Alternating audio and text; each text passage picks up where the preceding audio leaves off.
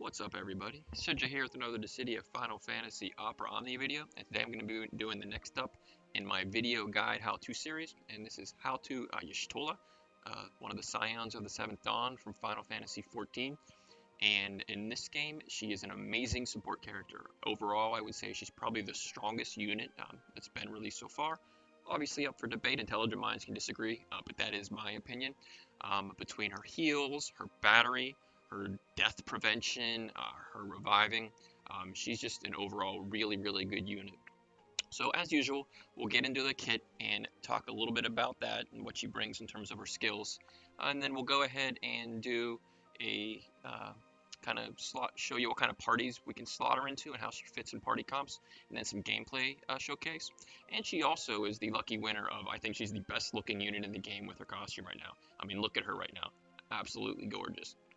So with that said, we're going to go ahead now and get onto her kit. So her S1 is Stone, and it's Stone Plus whenever she has 30% of her max Brave. That's the conditional on it, and it does quite a few things. The normal Stone doesn't do the HP dump, but at this point with her EX Plus and her Brave regen, she's probably never going to be under 30% anymore, so that's really just an EX era ability. Gone with the EX Plus. But this thing has 120% overflow. It inflicts a one-turn defense down, and it also knocks the enemy back. Given that she comes with 8 of them and she can also refresh her ability, this is a really nice ability which just adds to the safety by giving her knockback. Medica 2 is an interesting ability in that it's a party battery, but unlike some other batteries, it doesn't actually dump her Brave. So what this does is it takes her existing Brave, it adds 100% of her iBrave on top of that. It multiplies all of that by 1.4 and then gives that amount to her party members. So it is a really strong battery, really good for if you've got a launcher coming after her, to be able to give everybody that Brave, without dumping her own. Her C65, it raises her Brave by 20% of her max Brave.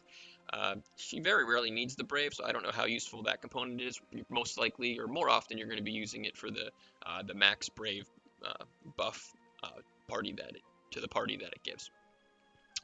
But most of the time here, what we're going to talk about is her EX, which is Pulse of Life, and then the EX Plus. I will tell you right now, you are going to want her at 3 out of 3. Don't even consider any of the other options. So you're going to play her at 3 out of 3. The upgrades are just too good.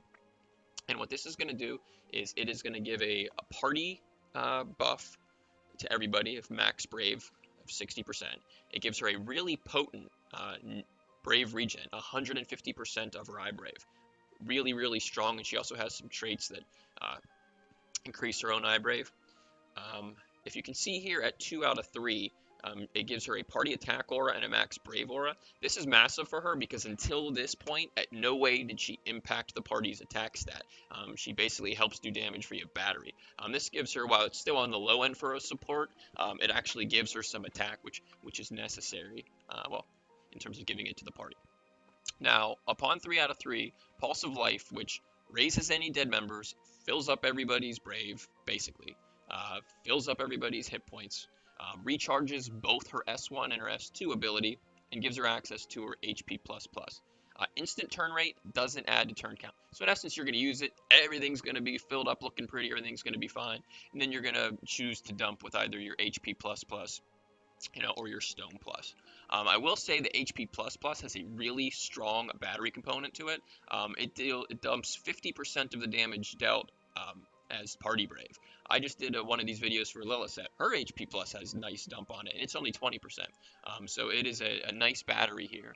In addition, her HP Plus is a bit unique. I don't know if we've seen it yet, and if we haven't, we will see it more. But it allows overflow based on gained Brave, not stolen Brave. So before she does her HP Plus attack, her Brave goes up by 100% of her iBrave, and then it dumps the HP attack, and it will actually allow the gain that happens via the iBrave gain to go up over 100%. Again, I'm not sure, but it's pretty rare. But given the way her kit works, it's really awesome. Now, one thing to note is that her only way to shave really is that Stone Plus or the Brave Plus. She's not a shaver, but you're not bringing her for that. She doesn't need to be brought for that. In terms of her artifacts, I rank I Brave 1 and M Brave 2. I Brave affects the damage that HP Plus is going to do. Her she has a really aggressive Brave regen that's based on her I Brave. Medica starts off by raising via I Brave, so you're not going to go wrong with either, but I recommend prioritizing I Brave 1, M Brave 2, and if you end up with either of those stats that has like some attack on it or some Mighty Stone, because it has 8 uses and it gets refreshed every time she uses her EX ability, you'll get some use out of that. I wouldn't dump that. I'd move on and at that point start working on another character's artifacts. She has longevity that goes for days, right? So between having a strong HP plus and then an EX that recharges both her S1 and her S2, if it was a 500 turn fight, she could literally go for 500 turns and she would be effective the whole time. So you're going to want to use her if there's really aggressive damage coming in, because her EX is literally a full heal. One other note, another thing that I didn't mention that Pulse of Life does, upon, I think it's on her EX plus 3 out of 3, but she can't die as long as her hit points over half. So she'll drop down to 1 and live, and given that her EX raises everybody and fills her and everybody else up to full hit points, this is insanely powerful for giving your team safety, right? Those deaths at that point don't count as deaths for the score or to meet the requirement. So it is really strong. And even if you're not going for a complete, if you're maybe not quite strong enough, but you just want to clear for some ingots, she is a great unit to bring around. So between the massive amounts of battery that she does, just for damage, some knockback, which is always useful, and the safety with the heals and the revives and the can't die. She is an extremely strong unit. I recommend pulling on her. If you haven't pulled on her, pull. If you haven't used your tokens yet and you want to save some resources on, from pulling, go ahead and token her. You will not regret having Y'shtola 3 out of 3. I just did Entropy tier 4 with her, and she carried a 0 out of 3 Machina and a CP35 Aphmau through the fight, and I one-shotted it. She is literally that good. So pull her, spend your resources on her, and queue her up for parties whenever you want, and kick ass with her. She's a lot of fun to play. And then one thing I forgot to mention, the spreadsheet here that I'm using for the skill data, this is CobraCai's spreadsheet. I'll put the link in the description below. He does a great job of keeping it updated. So now we'll go ahead and get into party comps. One of the things that I'm looking for party comps with her are iBrave, because if you have somebody pumping iBrave, it really pumps her, her battery, so it comes in handy. So here's an example of that. So Ramza, potent iBrave aura. So right off the bat, it's a good start, but these are good for other reasons. Just like Lilithset, Y'shtola gives a generic max brave, but not a party buff, a party generic buff to the party. Ramza does, so they combo real well to pump a unit, especially if they don't have their own generic attack in max brave. Ultimecia fits the bill, super strong right now. Between Ramza and Ultimecia's free turn, this party is going to crush turn counts and score, and Y'shtola keeps it safe. So this is a really good party, but again, you could sub in a number of different DDs right here in the Ultimecia slot, and you've got a party that's going to work really well. I just use Ultimecia because everybody has her right now. We know she's really good, so this is a way that you can, use 2 of your recent pulls, and really enjoy those resources you spent. Another way that Y'shtola works well, because she has 8 uses on that Stone Plus, which knocks enemy back. I like to pair her with other, units that do that. So if you have Garland build, I don't, but man, good party synergy right there. Null, there are Leos coming up, would fit well in this slot. And anytime I have, 2 knockback units, Agrius I want in that party, because the less turns the enemy gets, the higher percentage of their turns Agrius can neutralize.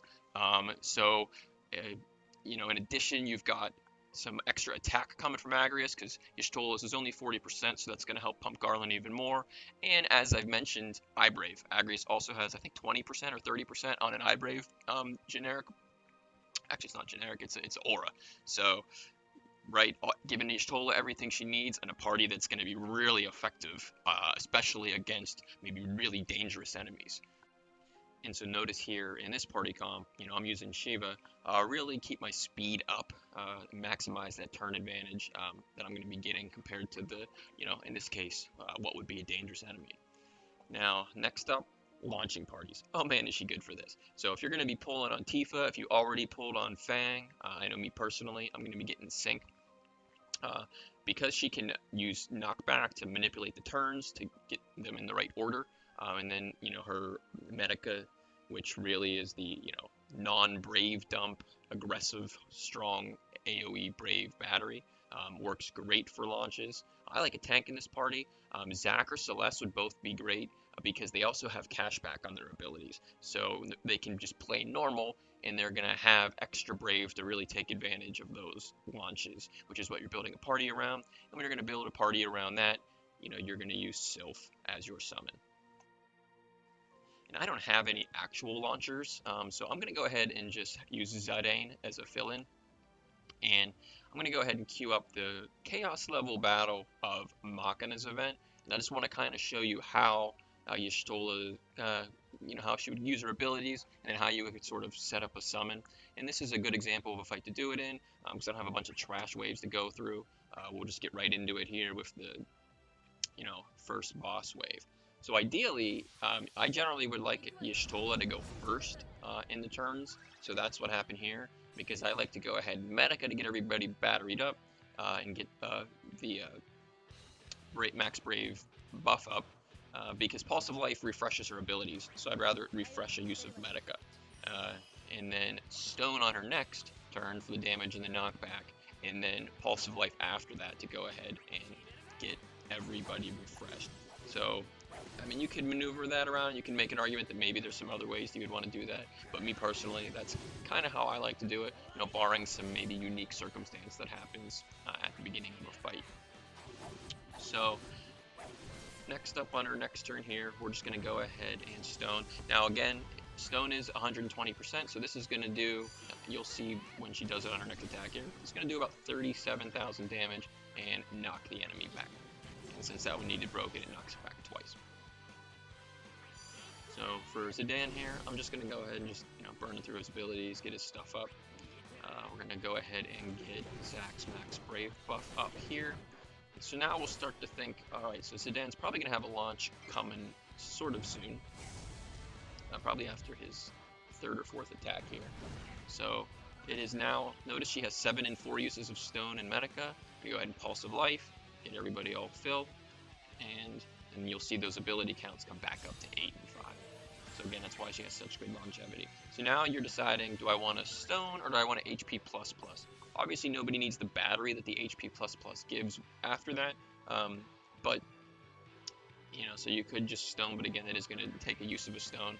I don't have my launch ready yet, I want to save that Stone, so I'm just going to go ahead and dump with the HP++ here. But notice it's still going to go over because of what we said about the gained overflow, so this is also going to do 37k damage, even though it doesn't have a Brave attack component because of the manner in which it raises her Brave via her iBrave.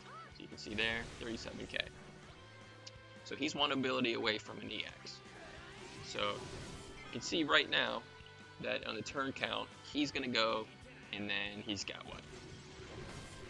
Y'shtola after him, right?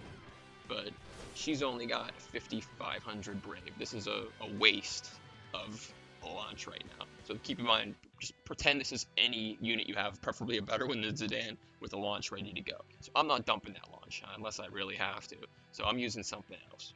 But then I'm going to start to worry about setting it up on the next turn here. So go ahead and watch kind of how I do this. This is actually a perfect setup to display this for you. So if you go ahead, so now we're going to go ahead and Medica too. So she's got 18k, we're going to get everybody all batteried up.